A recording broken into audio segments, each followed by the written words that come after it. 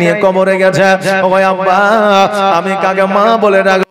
আজকে আমি কার আঁচলের ছায়া তলে থাকবো? আব্বা গো আজকে আমি আমার মনের কথা কাকে খুলে বলবো? আমার নবীজি বলতেছে, এ ফাতেমা আজকে জগতের মধ্যে তোমার মা নাই রে। আমি নবী আমার যখন 6 বছর বয়স ছিল তখন আমার মাকে হারিয়েছি, 6 মাসে আমার আব্বাকে হারিয়েছি। আজকে তোমার কান্না দেখিয়া আমি নবী আমার আব্বা মায়ের কথা মনে পড়ে।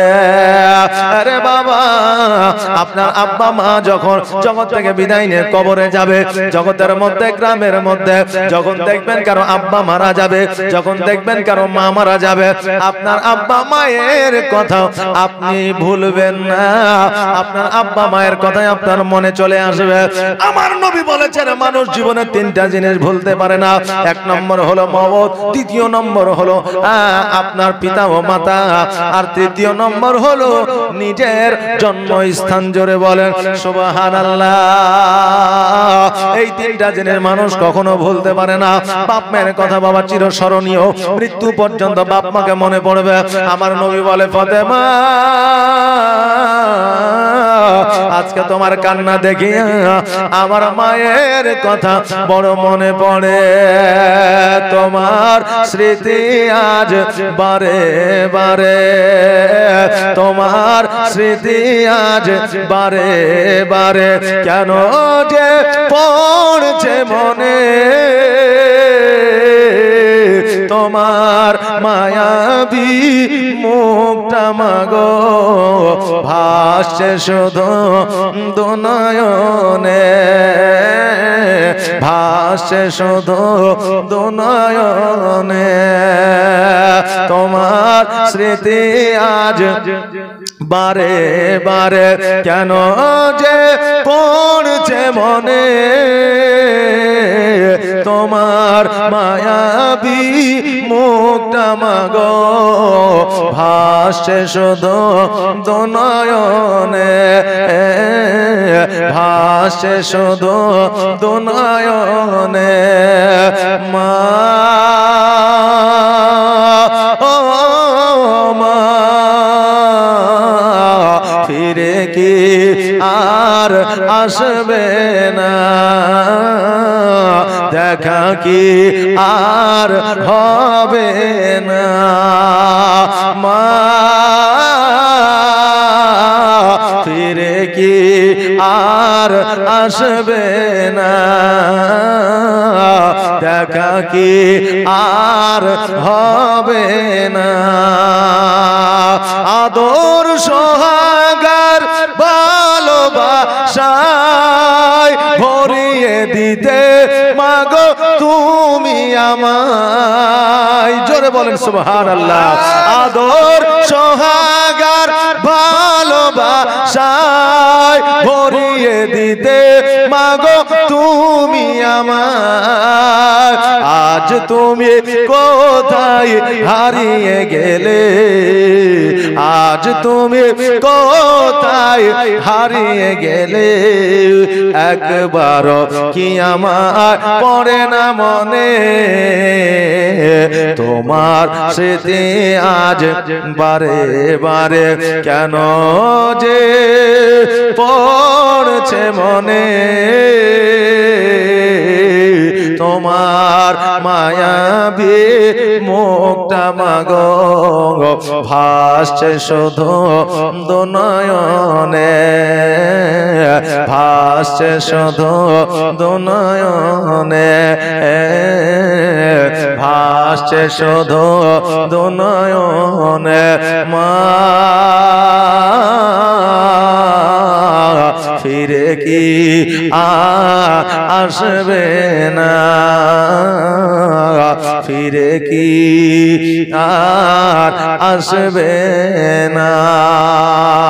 আল্লাহুম্মা সাল্লি আলা সাইয়্যিদিনা মাওলানা মুহাম্মদ ওয়া আলা আলি সাইয়্যিদিনা মাওলানা মুহাম্মদ সাল্লাল্লাহু মুহাম্মাদিন সাল্লাল্লাহু আলা মোহাম্মদ হরদম জবান সে নিকালো পাক নামে মোহাম্মদ হরদম জবান সে নিকালো শফিয়ানা মুহাম্মদ। এই বাবাজি ভাইরা, আমার নবী মুস্তাফা সাল্লাল্লাহু তাআলা আলাইহি ওয়াসাল্লাম বলতেছে, এ ফাতেমা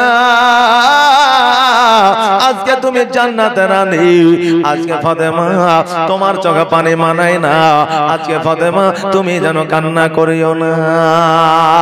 আরে বাবা, আজকে জগতের মধ্যে আমার ফাতেমা তো জোহরা রাদিয়াল্লাহু তাআলা আনহা, উনি যেন বাবা জান্নাতের রানী ছিলেন। এ বাবা, জগতের মধ্যে একজন মহিলা ছিল রে বাবা, যেই মহিলা আল্লাহর ওলি ছিলেন, যার নাম হলো রাবিয়া বাশরি। নাম আমাদের শোনা আছে রে বাবা। এই রাবিয়া বাশরি এত সুন্দর চরিত্রের মহিলা ছিলেন, এত সুন্দর ভাবে আল্লাহর ইবাদত বান্দেগি করতে, যে আমার মা ফাতেমার চরিত্রে চরিত্র গঠন করেছিলেন, যে আমার মা ফাতেমা রাদিয়াল্লাহু তাআলা আনহাকে আপনার ফলো করেছিলেন। কিন্তু বাবা রে, আজকে আমার মা বোনেরা এই শফিকের ভিডিওকে ফলো করে চলে। আমার মা বোনেরা 100-র মধ্যে বুঝলেন 90টা মা বোনেরা শফিকের ভিডিওর পাগল বাবা। তবে এই শফিক ভিডিওতে কি শিখায়? ইসলামিক শিক্ষা দেয়, নামাজের শিক্ষা দেয়, কোরআনের শিক্ষা দেয়। কি শিক্ষা দেয়? এই শফিক ভিডিওতে শিক্ষা দেয় যে কার বেটিকে কেমন করে পালাইতে হবে। শফিকের ভিডিওতে শিক্ষা দেয় যে কার ভিডিওকে কিরকম করে লাইন মারতে হবে। শফিককে আপনার শিক্ষা দেয় যে কেমন করে কোন মেয়েকে ইয়ারকি করতে হবে, টোন কাটতে হবে, ইফটিজিং করতে হবে। এই সমস্ত শিক্ষাগুলো দেয়। আর আমার মায়েরা, বোনেরা, বাপেরা এই সমস্ত ভিডিও দেখে খুশি হয়ে যায়। নাউজুবিল্লাহি মিন জালিক। এই আমার মা বোনেরা, আমার রাবিয়া বাশরি আমার ফাতেমা তো জোহরা রাদিয়াল্লাহু তাআলা আনহাকে অনুসরণ করেছিলেন, আর জগতের মধ্যে আল্লাহ বলে আপনার নৈকট্য লাভ করেছিলেন। রাবিয়া বাশরি একটা ছোট্ট করে অলৌকিক ঘটনা আপনাদের কাছে বলে যায়। ওই রাবিয়া বাশরি মনে মনে চিন্তা করলেন, আমি হজে যাব, আর আজকে হজে যাওয়ার পরে আমি আল্লাহর দরবারে দোয়া করব। এবার বাবা কাফেলাদেরকে সঙ্গে লইয়া গাধার পৃষ্ঠে চাপিয়া মরুভূমিতে যেন রওনা দিয়ে দিলেন। মধ্য রাস্তায় যাইয়া বাবারে একটা বাবলা গাছের নিচে আরাম করতে আছে। আর ওই আরাম করতে করতে যেন বাবা ঘুম চলে এসেছে, ঘুমিয়ে গেছে। ঘুম থেকে জাগ্রত হইয়া লক্ষ্য করে দেখছে যেন রাবিয়া বাশরি গাধাটা যেন মারা গেছে। এবার রাবিয়া বাশরি চিন্তা করে, আমি কেমন করে হজে যাব, কেমন করে আরবের মধ্যে যাব। অন্যান্য কাফেলার লোকেরা বলে, এ রাবিয়া বাশরি তুমি কেন চিন্তা করো, আসো আসো আমাদের গাধার পৃষ্ঠে তুমি চেপে যাবে। রাবিয়া বাশরি বলল, না না না, আমি তোমাদের গাধার পৃষ্ঠে যাব না, কারণ তোমাদের সকলের গাধা জিন্দা থাকলো, আমার গাধাটাই কেন মারা গেল? কারণ আল্লাহ আমাকে পরীক্ষা করে, অতএব তোমাদের গাধার পিঠে আমি চেপে যাব না। যাও যাও যাও, তোমরা গাধার পিঠে করে হজের মধ্যে যাও। আমি রাবিয়া বাশরি আমি পায়ে হেঁটে হজ করিতে যাব। বাবা, আমার নবী মুস্তাফা সাল্লাল্লাহু তাআলা আলাইহি ওয়াসাল্লামের জায়গায় যে বাবা একবার পা দিয়ে দিয়েছে, আল্লাহ তার জীবনটাকে ধন্য বানায়া দিয়েছে, পুনরায় শৈশবকালের মতো নিষ্পাপ করে দিয়েছে। জোরে বলেন সুবহানাল্লাহ।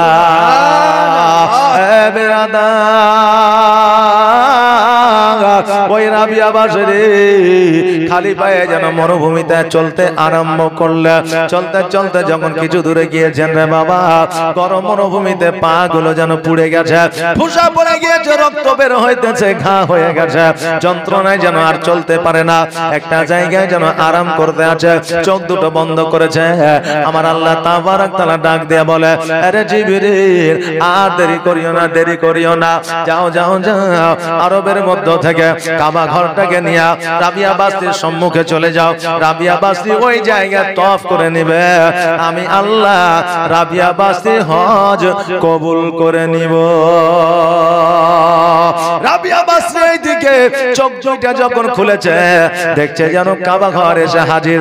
জিবরিল আমিনকে বলতেছে, জিবরিল শোনো রে, আজকে কাবা ঘরটা তুমি আমাকে দেখাইলা, কিন্তু নবীর রওজা তো, কিন্তু নবীর চেহারা তো আমি দেখলাম না। জিবরিল, আমি নবীর চেহারা মুবারক যতক্ষণ পর্যন্ত না দেখব ততক্ষণ পর্যন্ত আমি রাবিয়া বাসী আমার দিলে শান্তি আসবে না। হযরত জিবরিল আমিন বলল, রাবিয়া বাসী আজকে কাবা ঘর তওয়াফ করে না, আর রাত্রি বেলায় আমার নবীকে স্মরণ করবে। নবী আমার তোমার স্বপ্নের মাধ্যমে আসবে, আর স্বপ্নের মাধ্যমে যদি চলে আসে তোমার সমস্ত বেড়া পার হইয়া যাবে। রাবিয়া বাসী তওয়াফ করে নিলেন রে বাবা। আজকে আমার মা ফাতেমাকে অনুসরণ করার কারণে, আমার মা ফাতেমার পদের প্রতীক হয়ে যাওয়ার কারণে একজন রাবিয়া বাসী আল্লাহর নৈকট্য লাভ করলে, একজন রাবিয়া বাসী মহিলা একজন বাবারে মরুভূমিতে বসে থেকে হজ করে নিলে। বেরাদার, আমার নবীকে যে একবার স্বপ্নের মাধ্যমে দেখলে তার জন্য জাহান্নামের আগুন হারাম হয়ে যায়। আজকে যে মদিনাওয়ালাকে একবার দেখলো, আজকে তার জন্য জান্নাত প্রযোজ্য হয়ে গেল। রাবিয়া বাসী বলে, আল্লাহ গো, যতক্ষণ পর্যন্ত আমি নবীকে না দেখব ততক্ষণ পর্যন্ত আমি বাসায় অর্থাৎ ঘরে ফিরে যাব না। যতক্ষণ পর্যন্ত মদিনা না দেখব ততক্ষণ পর্যন্ত আমি ঘরে যাব না।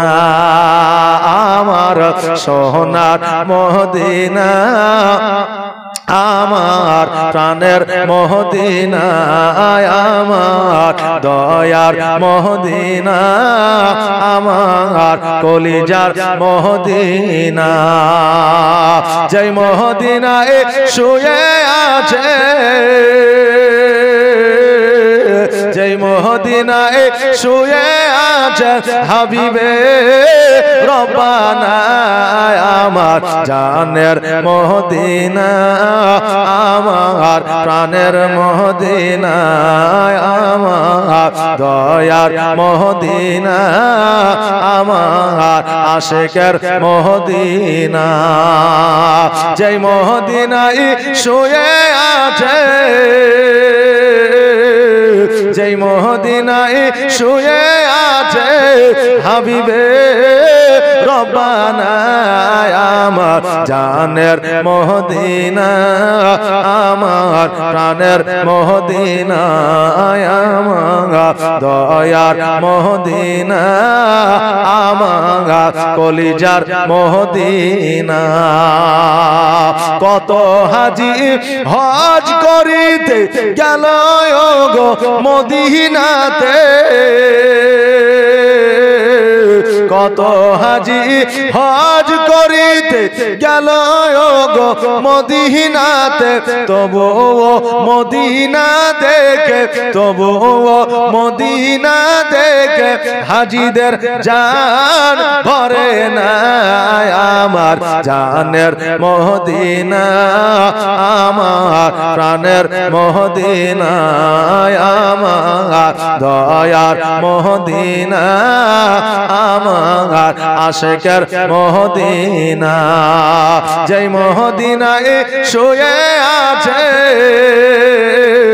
যেই মদিনায় শুয়ে আছে হাবিবে রব্বানা, আমার জানের মদিনা, আমার প্রাণের মদিনা, আমার দয়ার মদিনা, আমার আশিকের মদিনা। ও বাবাজি ভাইরা,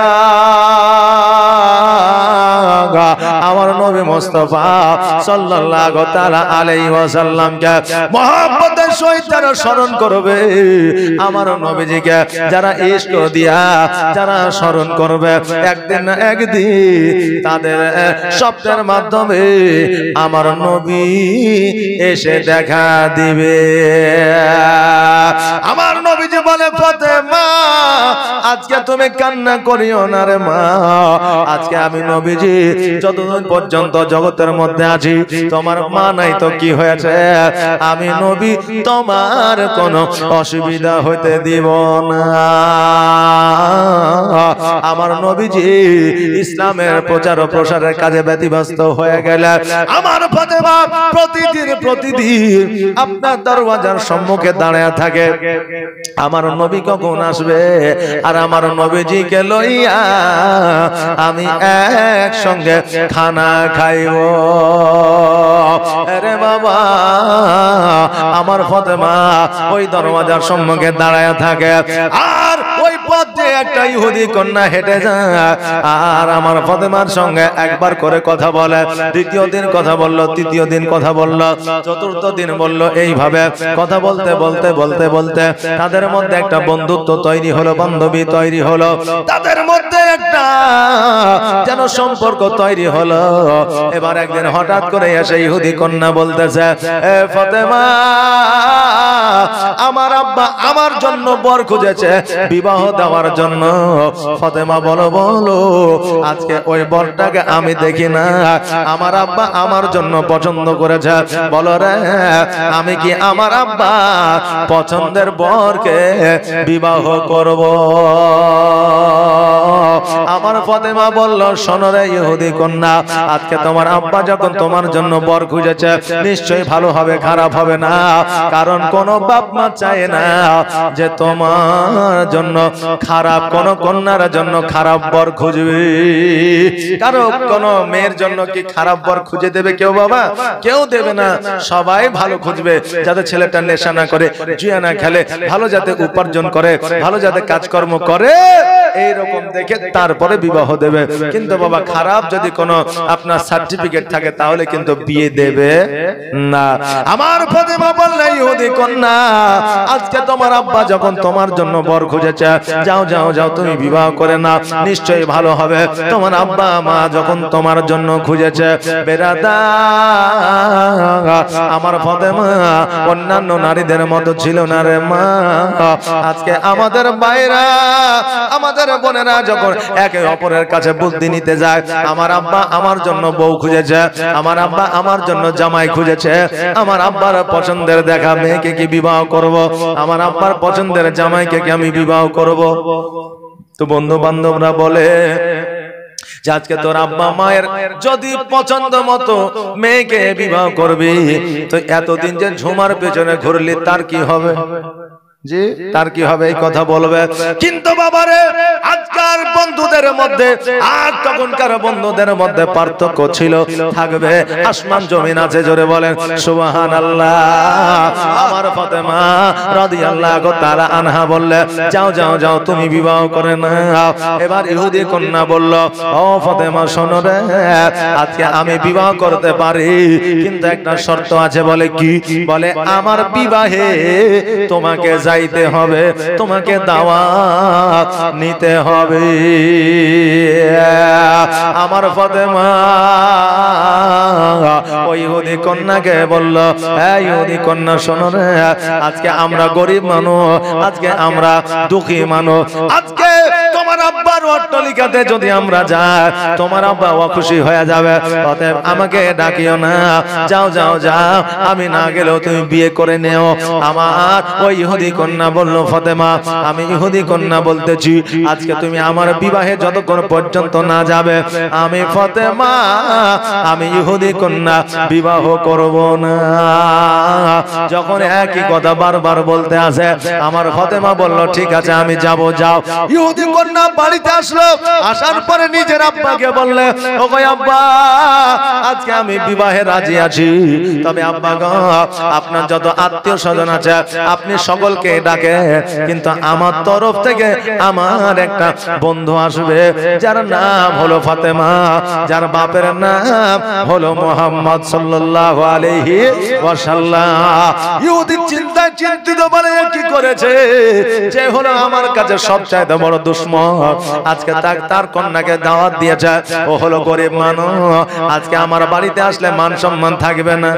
এইরকম জগতের মধ্যে মুসলমানও এইরকম আছে না, দেখবেন কেউ বিটির বিয়ে দিচ্ছে, বেটার বিয়ে দিচ্ছে, আত্মীয় যে দেখবেন যে গরিব আছে তার বাড়িতে পরে চিঠিটা যায়, অনেক চিন্তা ভাবনা করে যে দিব কি দিব না, চিঠিটা দিব কি দিব না, যদি দিয়ে দিও তো গরিব মানুষ মাইনেও দিতে পারবে না, আর আমার বাড়িতে আসলে হয়তো পুরনো পোশাক পরে আসবে, ভদ্র মহিলারা ভদ্র পুরুষেরা আসবে, আর বলবে এমন লোককে দাওয়াত করেছে, আমারও মান সম্মান যাবে, ওরও যাবে। এই জন্য চিন্তা করে যে দাওয়াতটা তাকে দিব কি দিব না, এইরকম মানুষ এখনো পর্যন্ত জগতের মধ্যে আছে বাবা। ইহুদি চিন্তা করে, হায় রে, যারা গরিব মানুষ নিজেই খেতে পায় না, আজকে আমার বাড়িতে আসলে আমার মান সম্মান তো থাকবে না। এবার ওই ইহুদি কন্যাকে বলল, হ্যাঁ কন্যা শোনো রে, আজকে তোমার বান্ধবকে ডাক দিবা, আমি বাধা দিব না, কারণ ইহুদি জানে ফাতেমাকে যদি না আনতে দিই তাহলে আমার কন্যা বিবাহ করবে না, এই জন্য বলল, শোনো রে, আমি বাধা দেব না, তবে তোমার বান্ধবীকে বলে দিও আমার বাড়িতে বিয়েতে আসতে হলে একটা যেন নতুন পোশাক পরে আসে, কারণ গণ্যমান্য ব্যক্তি আমার বাড়িতে থাকবে, পুরনো পোশাক পরে আসলে ও বেটি রে, আজকে তোমার মান ইজ্জতের হানি হবে, আমারও মান ইজ্জতের হানি হবে। ইহুদি কিন্তু জানতো ফাতেমা পোশাক কিনতে পারবে না, আর আমার বাড়িতে দাওয়াত খেতে আসতে পারবে না। ওই ইহুদি কন্যা আবার ফাতেমার কাছে গেল, যাওয়ার পরে বলল, ফাতেমা, আজকে আমার বাড়িতে যখন দাওয়াত খেতে আসবে একটা নতুন পোশাক তুমি পরিধান করে আসিও। এই বলে ইহুদি কন্যা চলে আসলো। বাবারে, যার বাপের টাকা আছে পয়সা আছে, পোশাকের মূল্য তারা বোঝে না, চাইলে পেয়ে যায়, আর একজন গরিব পোশাকের মূল্য কতটা বুঝতে পারে। গরিব যারা হয় এক মুষ্টি ভাতের দাম কত তারা জানতে পারে। আরে আমার বাবা যে ভাইরা, আমার ফাতেমা চিন্তায় চিন্তিত, মনটা ভারী করে যেন বসে আছে। আমার নবী যে বাড়িতে প্রবেশ করার পরে আমার ফাতেমাকে বলতেছে, ফাতেমা তুমি কেন মনটা ভারী করে বসে আছো রে মা? জান্নাতের রানী মুখটা এইভাবে মানায় না। আমার ফাতেমা বলতেছে, আব্বা গো, ইহুদি কন্যা আমাকে দাওয়াত করে গেছে, আমি যদি তার দাওয়াতে না যাই সে বিবাহ করবে না। ওই আব্বা যা, তবে একটা নতুন পোশাক পরে যেতে বলেছে, আমার তো নতুন পোশাক না। আব্বা গো, আজকে আমার পোশাকে একটা নয়, দুইটা নয়, টোটাল 17টা তালি লাগানো আছে। আহারে মা, আজকে যেই ফাতেমার পোশাকে 17টা তালি লাগানো, আজকে মারে তোমার আলমারি তোমার সুকেশে কত কাপড় আছে তুমি নিজেও জানো না। আর ঈদ আসলে, কুরবানি আসলে নতুন পোশাক যদি মার্কেটে আসে, তোমার স্বামীকে তুমি জ্বালায়া রাখো না। তোমার কথায় যদি তোমার স্বামী দুঃখী হয়ে যায়, আজকে তুমি যত ইবাদত করো না কেন, তোমার ইবাদত আল্লাহর দরবারে কবুল হবে না। এই জন্য মারে স্বামীর সঙ্গে হিসাব নিকাশ করে কথা বলবে, যাতে তোমার দ্বারা তোমার স্বামী নারাজ না হয়ে যায়।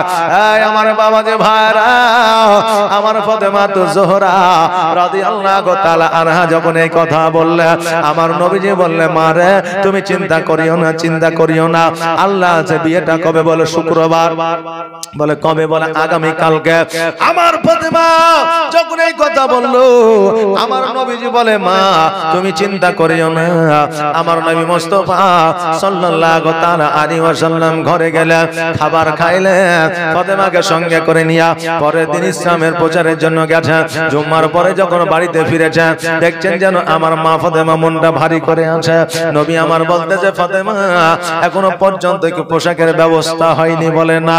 আমার নবী বলে মা চিন্তা করিও না, যাও যাও যাও ঘরের মধ্যে চলে যাও, আর ঘরের মধ্যে যাওয়ার পরে 2 রাকাত নামাজ আদায় করে আল্লাহর দরবারে পোশাক চাও, আল্লাহ তোমাকে পোশাক দেবে।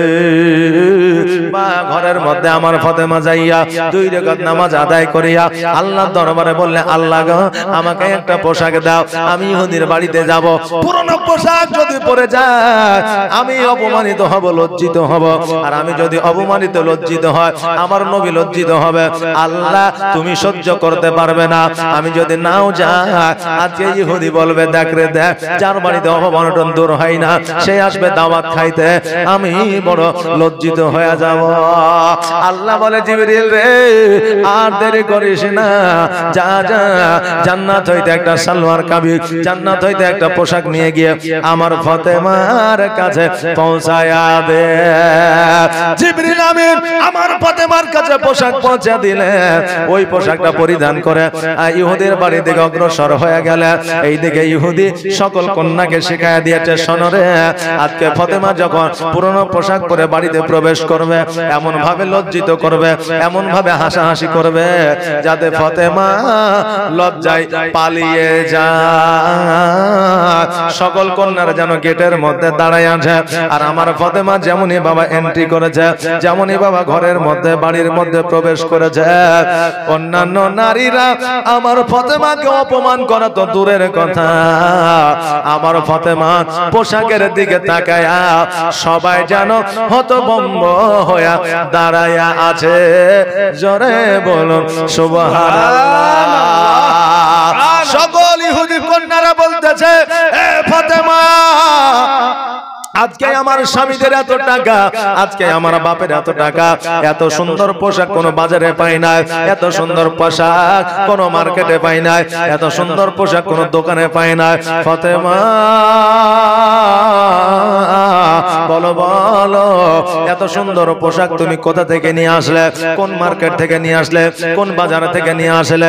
কোন বস্ত্রালয় থেকে নিয়ে আসলে? আমার ফাতেমা বললে শোনো রে এত সুন্দর পোশাক কোন দোকানে মাকানে পাওয়া যায় না, কোন মার্কেটে কোন বাজারে পাওয়া যায় না। এই পোশাক একমাত্র একটা রাস্তায় পাওয়া যায়, যে রাস্তাটা হলো ইহদিনাস সিরাতাল মুস্তাকিমের রাস্তা। আমার নবীর কালমা ছাড়া এই পোশাক হাসিল করা যায় না।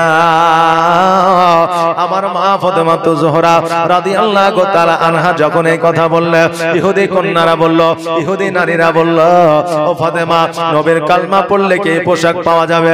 কারণ এই পোশাকের দিওয়ানা আমরা হয়েছি, এই পোশাকের পাগল আমরা হয়েছি। আজকে নবীর কালমা পড়লে কি পোশাক পাওয়া যাবে? বলে অতি অবশ্যই পাওয়া যাবে। যখন এই কথা বলেছে ওই জায়গায় ইহুদি নারীরা একটা নয়, দুইটা নয়, তিনটা নয়, পাঁচটা নয়, সাতটা নয়, 113টা কন্যা আমার ফাতেমার হাতে হাত দিয়া যেন নবীর কালমা পড়ে মুসলমান হয়ে গিয়েছিলেন। জোরে বলেন সুবহানাল্লাহ। সবাই যখন মুসলমান হতে চাইলে, নবীর কালমা পড়তে চাইলে, সঙ্গে সঙ্গে আমার ফাতেমা পড়াইলেন লা ইলাহা ইল্লাল্লাহ। সবাই বলেন নেকি হবে লা ইলাহা ইল্লাল্লাহ। বলো লা ইলাহা ইল্লাল্লাহ, বলো লা ইলাহা ইল্লাল্লাহ। তোমার মতো এত ভালো, তোমার মতো এত ভালো কেউ তো আমায় বাসে না, তাই তো নবী আমি তোমার দিওয়ানা, তাই তো রাসূল আমি তোমার দিওয়ানা।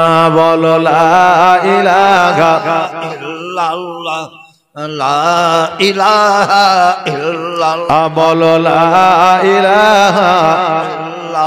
ও কি শুনেছি কিতাবের লেখা,